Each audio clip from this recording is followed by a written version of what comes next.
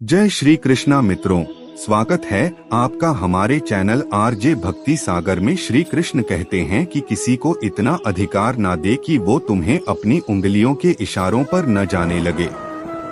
दोस्ती करने का मन करें तो खुद से दोस्ती कर ले, मगर किसी दूसरे पर आंख बंद करके कदापि विश्वास न करें।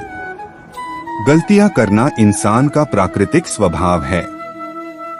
गलतियां करना बुरा नहीं है, क्योंकि गलतियों से इंसान सीखता है, लेकिन बार बार एक ही गलती को दोहराना जीवन की बर्बादी है। जो बीत गया उसे याद करके क्या फायदा, क्या खोया क्या पाया ये सब भूल जाओ। सोचो कि आगे आप क्या कर सकते हैं। समय थोड़ा ही सही, लेकिन इसका भरपूर फायदा उठाई। बीते वक्त में की गई गलती को ना दोहराई। बीता समय भले ही तकलीफ में गुजरा हो, उसे भूलने में कठिनाई होती है, लेकिन याद करके भी तकलीफ ही पाओगी। बोलने की कोशिश कीजिए और एक नई शुरुआत कीजिए से आती है, और इससे बाहर खोजने में अपना कीमती समय व्यर्थ ना गवाएं। जब आप भीतर से हार मान लेते हैं, तब आपके असफल होने की संभावना बढ़ जाती है। हमारे जीवन में सकारात्मक विचारों की बहुत बड़ी भूमिका होती है। सकारात्मक विचार हमेशा सकारात्मक चीजें बनाती हैं। अपनी कामयाबी का सपना देखिए। रास्ते में बहुत सी छोटी छोटी विफलताएं मिलती रहेंगी। हमेशा लोगों को जज मत कीजिए, क्योंकि आप नहीं जानते सामने वाला किस तरह के संघर्षों से गुजर रहा है। असफलता को एक नया मौका मानो और सफलता की दिशा में आगे बढ़ो। असफलता से सीखना हमें मजबूत बनाता है, पर हमें सही राह दिखाता। जब तुम्हारा आत्मविश्वास टूटने लगता है, तो अपने अंदर की शक्ति को जानो। यदि तुम्हारे भीतर आत्मविश्वास है, तो तुम कितनी भी कठिनाइयों का सामना कर सकते।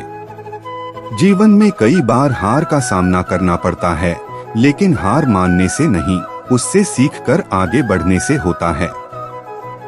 अगर तुम अपने लक्ष्य की ओर दृढ़ता से बढ़ते रहोगे, तो तुम्हारी मेहनत जरूर फल देगी। केवल ये सोचकर हम दोबारा कोशिश करना छोड़ देते हैं, क्योंकि पहले एक बार हम उस काम में हार चुके होते हैं। जीवन में कभी हार नहीं माननी चाहिए, क्योंकि हार के बाद की गई नई कोशिश में हमें नए दृष्टिकोण और सीखने के अवसर देती है। आप जैसे हैं बेहतर है। किसी के कहने पर या किसी को दिखाने के लिए खुद को बदलने की कोशिश नहीं कीजिए। हमारा मन बहुत ही चंचल है। अभी यहाँ तो कुछ पल बाद कहाँ होगा कहना मुश्किल है। आज हम किसी के प्रशंसक हैं, तो कल किसी दूसरे के प्रशंसक हो सकते हैं, क्योंकि हमारा मन भटकने का आदी हो चुका है।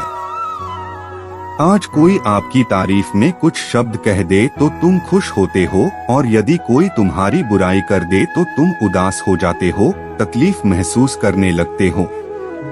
ये सब इसलिए होता है क्योंकि तुमने अपनी जिंदगी का रिमोट दूसरे के हाथों में सौंपा हुआ है, जो तुम्हें अपनी उंगलियों पर नचा रहा है। दूसरों के लिए सजना सवारना छोड़िए, या आपकी जिंदगी इसे अपने हिसाब से जिए। श्री कृष्ण कहते हैं, किसी ने यदि आपके साथ बुरा किया है तो उसके लिए अपनी छवि ना खोए। अक्सर इंसान दूसरों को देखकर अपने जीवन में बदलाव करने की कोशिश करता है।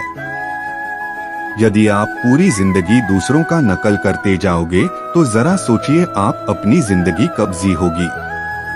इस तरह आप अपना अस्तित्व अपने ही हाथों से मिटा रहे हो। कोई आपके साथ बुरा बर्ताव करता है तो ये उसकी समस्या है।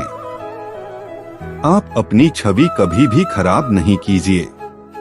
यदि आपको लगता है कि कोई आपके साथ बुरा बर्ताव करता है, ये आपको गलत कहता है, तो बिल्कुल आसान है कि आप उसे अनदेखा करते हैं। उस पर ध्यान ना दें और उस व्यक्ति का साथ छोड़ दीजिए। आप पढ़ाएंगे कि हालात अपने आप बदलते जाएं। जब तक आप किसी की बात को गंभीरता से लेते हैं, तब तक वो आपके ऊपर हावी होता रहेगा, क्योंकि आपके दिलों और दिमाग में उसकी एक छवि बनती जाती है। वो आपके दिमाग में कब्जा कर जगह घेर लेता है, जिससे आपकी सोचने और समझने की शक्ति छीन होती जाएगी। लाख तूफान आए, बड़ी सी बड़ी मुसीबत आई, लेकिन उनसे कहिए कि हम टूटने वालों में से नहीं हैं।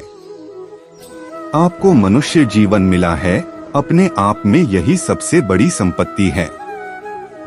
ईश्वर का धन्यवाद कीजिए और इस अवसर का लाभ उठाइए। व्यर्थ की बातों को सोचकर अपने आप को हतोत्साहित मत होने दीजिए, केवल अपने आप को सुनिए। दूसरों के राय या विचारधारा से खुद में कमी मत निकालिए, क्योंकि कोई दूसरा आपकी भलाई के बारे में नहीं सोचेगा। केवल आपका इस्तेमाल करने के लिए कोई ना कोई तरीके का इस्तेमाल करता रहेगा। तुम कमजोर नहीं हो और ना ही तुम्हारा वक्त कमजोर है। आप अपने आप को जिस रूप में डालना चाहेंगे उस रूप में ढाल सकते हो। श्री कृष्ण कहते हैं, जिंदगी की कीमत तब मालूम होती है जब जिंदगी के केवल कुछ पल रह जाती है, तब एहसास होता है कि समय को कीमती क्यों कहा जाता है। हम अक्सर जीवन की भागदौड़ में अपने लिए समय निकालना भूल जाते हैं। जब मौत करीब होती है तब हमें याद आता है कि हमने अपने सपनों को कितना समय दिया, अपने शौक को कितना महत्व दिया और खुद के लिए क्या किया। जो पास है उसकी अक्सर कदर नहीं करते और जो पास नहीं है उसके लिए तरसते हैं। हमारी जिंदगी अनमोल है, लेकिन अक्सर हम इसकी असली कीमत तब समझ पाते हैं जब हमारी जिंदगी सीमित समय के लिए रह जाती है। जब हमें ये महसूस होता है हमारे पास गिनती के कुछ पल ही बचे, तब हमें क्षमा चाहता है कि हर एक क्षण कितना महत्वपूर्ण है। जीवन के अनिश्चितता हमें यह सिखाती है कि हमें हर दिन को पूरी तरह से जीना चाहिए। हम अक्सर भविष्य की चिंताओं में उलझकर वर्तमान को नजरअंदाज करते थे, लेकिन जब हमें ये एहसास होता है कि हमारे पास सीमित समय, तो हमें वर्तमान का महत्व समझ आता है। जीवन के आखिरी पलों में हमारी आंखों में दुख के नहीं बल्कि खुशी के आंसू छलकने चाहिए। हमें गर्व होना चाहिए कि हमने अपने जीवन के पलों का भरपूर आनंद लिया और हर क्षण को जी भरकर जिया। जीवन के अंत में हमें इस बात का संतोष होना चाहिए कि हमने किसी का दिल नहीं दुखाया, बल्कि सबके साथ खुशियां बांटने में सफल रहे। हमारे जीवन की सच्ची सफलता यही है कि हम दूसरों के जीवन में खुशी और सकारात्मकता ला सके। इसलिए ऐसा जीवन जिएं कि अंत में आपको अपने आप पर गर्व हो और आप अपने किए हुए अच्छे कामों को याद करके मुस्कुरा सके। इस दुनिया से हम एक दिन का भी साथ नहीं ले जा सकते, लेकिन हम इस दुनिया में बहुत सी ऐसी यादें छोड़ सकते हैं जो आने वाली कई पीढ़ियों के लिए कामयाब और प्रेरणादायक साबित हो सके। हमारा उद्देश्य केवल खुद को सफल बनाना नहीं होना चाहिए, बल्कि अपने काम और जीवन से दूसरों को भी प्रेरित करना चाहिए। जब हम दूसरों के जीवन में सकारात्मक बदलाव लाते हैं और उनकी भलाई के लिए काम करते हैं, तो हमारे वैल्यू और हमारे जीवन के अर्थ पूर्णता बढ़ जाती है। इसलिए ऐसा काम करें जो यादगार हो और आने वाली पीढ़ियों के लिए एक प्रेरणा का स्रोत बने। एक समय की बात है, गुरुकुल में पढ़ने वाले एक शिष्य जिसका अंतिम दिन था। गुरुकुल में जब वो अपने गुरु को अंतिम प्रणाम करके पहुंचा, तो गुरुजी ने उसको बदले एक भेंट दी और कहा कि ये एक ऐसा शीशा है जो सामने वाले के मन में क्या चल रहा है सब बता देता है। शिष्य ये देखकर बड़ा खुश हुआ। उसे लगा कि सबसे पहले गुरुजी को ही देख लेते, गुरुजी कैसे हैं। और जब उसने गुरुजी की तरफ शीशा घुमाया तो उसे गुरुजी के अंदर अवगुण दिखाई दिया। उनमें क्रोध अहंकार भरा हुआ है और गुरुजी थे तो कुछ बोला नहीं और प्रणाम कर भेंट लेकर चला गया।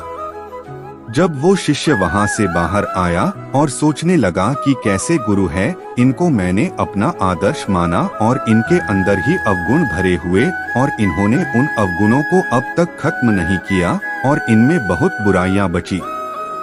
रास्ते में उसे जब अपना दोस्त मिला तो उसे लगा कि दोस्त की परीक्षाएं ले लेते। उसके पास एक ऐसा शीशा था जो सामने वाले के मन में क्या चल रहा है आसानी से पता कर सकता था। उसने अपने दोस्त को उस शीशे में देखने को बोला और देखा कि दोस्त के अंदर भी बहुत सारे अवगुण हैं। उसका भरोसा टूट गया, दोस्ती से भी आगे बढ़ा।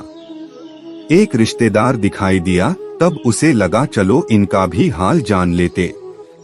उनको भी शीशा दिखाया, तभी शिष्य उनके मन के भाव पढ़ लिए कि रिश्तेदार में काफी कमी है।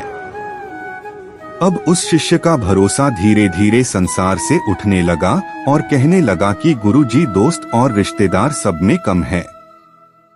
अब वो ऐसे इसे लेकर अपने घर की तरफ आ चुका था। जब घर की तरफ बढ़ने लगा तब सोचने लगा माँ और पिताजी में कोई अवगुण नहीं होंगे, वो निर्मल होंगे। मेरे पिताजी तो बड़े प्रतिष्ठित समाज में भी बड़ी प्रतिष्ठा रखते हैं। पिताजी को सबसे पहले शीशा दिखाया, पिताजी में भी उसको अवगुण दिखाई दिए। फिर माताजी को दिखाया, उनमें भी कमियां दिखी। अब शिष्य का भरोसा टूट चुका था। उसे लगा कि वो वापस गुरुकुल चलते हैं और जल्दी से ये शीशा गुरुजी को वापस सौंप देते हैं। गुरुकुल में जाने के बाद गुरुजी से पूछा कि ये शीशा आपने क्यों दिया?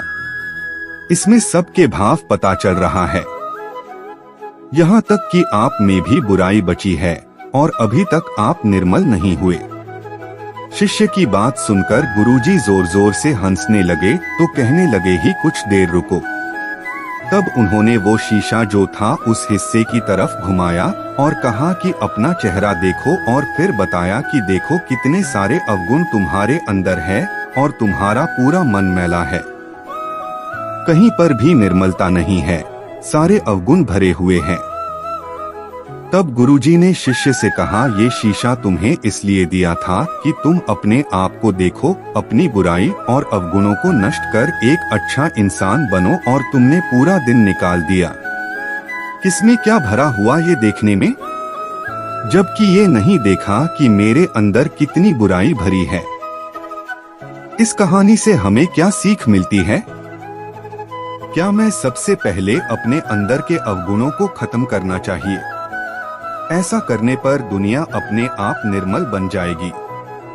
दोस्तों, इस वीडियो में बस इतना ही। मिलते हैं अगले वीडियो में। अपना ख्याल रखिएगा। जय श्री कृष्णा।